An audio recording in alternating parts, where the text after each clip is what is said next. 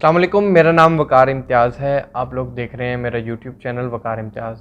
आप लोगों को थंबनेल से अंदाज़ा हो ही गया होगा कि मैं आखिर आज किस बारे में बात करने जा रहा हूँ। ये एक हकीकत भी है और हकीकत इसके बरक्स भी है।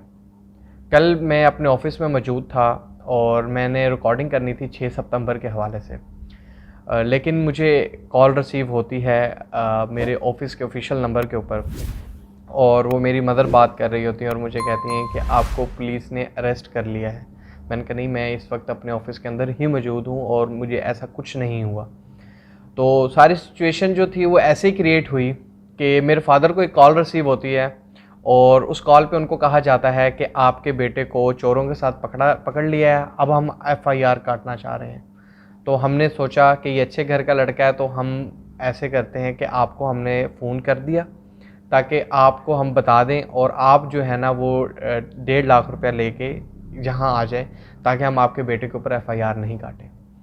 तो ज़ाहिर है कि एक पैनिक सिचुएशन जो थी वो क्रिएट की जाती है और इस तरह ऐसे बात की जाती है। दूसरी तरफ से ज़ाहिर है कि एक फ़ेक कॉल थी, तो उनकी तरफ से ये कहा गया कि इस तरह से है, और फादर जो थे वो पैनिक हो गए थे।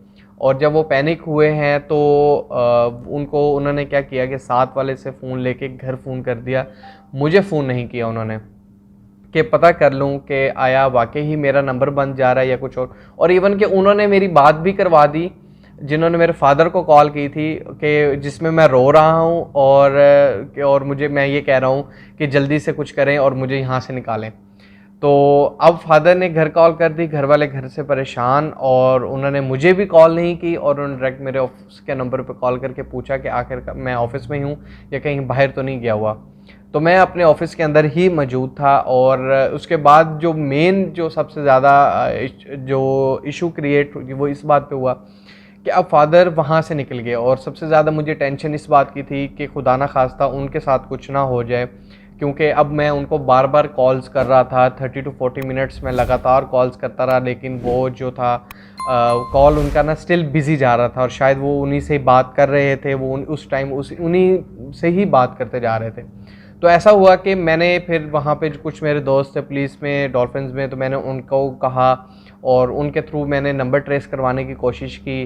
फिर इसके साथ साथ मैंने क्या किया, 15 करवा दी ताकि कोई भी ऐसी सिचुएशन या पैनिक सिचुएशन क्रिएट हो तो उसके अंदर पता हो ऑलरेडी पुलिस को इस सारे केस के हवाले से। फादर घर आ गए 30 to 45 मिनट्स बाद, और जाहिर है कि इतनी सारी सिचुएशन जो है वो क्रिएट हो गई थी। मेरा इस वीडियो का मकसद जो है वो आप लोगों को अवेयर करना है ताकि आप लोगों के सर्कल के अंदर, आप लोगों की फैमिली, फ्रेंड्स या कुछ इस तरह के सर्कल्स के अंदर भी जो है अगर ऐसी कोई सिचुएशन क्रिएट हो तो आपने पैनिक बिल्कुल नहीं होना, और इसको एक सेंसिबल तरीके से आप लोगों ने जो है वो इसको सॉल्व करने की कोशिश करनी है।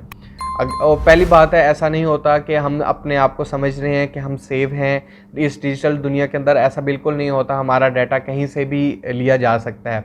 तो अगर कोई भी आपको कहे कि जी आपका नाम ये है, आपके वालिद का नाम ये है, वालदा का नाम ये है, आपका आईडी कार्ड नंबर ये है, तो इस चीज़ से आपने परेशान होने की ज़रूरत नहीं है। ऐसी सिचुएशंस जो हैं वो लोग पैनिक क्रिएट करते हैं ताकि आप उनकी बातों में आएँ और उनको जो है आप कि कोई भी पैसे या कुछ भी इस तरह की जो रकम वगैरह है जो उनको दें।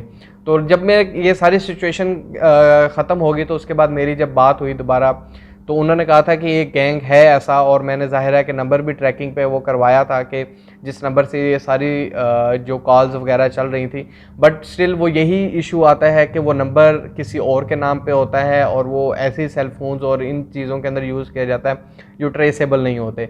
तो आप सब लोगों से गुजारिश है कि इस तरह की सिचुएशन से बचने के लिए हमेशा आपने यही करना है कि पैनिक नहीं होना, और कोशिश ये करें कि किसी और नंबर से आप पता कर लें कि आया वाकई ही हकीकत ऐसी है या ऐसी नहीं है। तो थैंक यू सो मच। अल्लाह हाफिज़।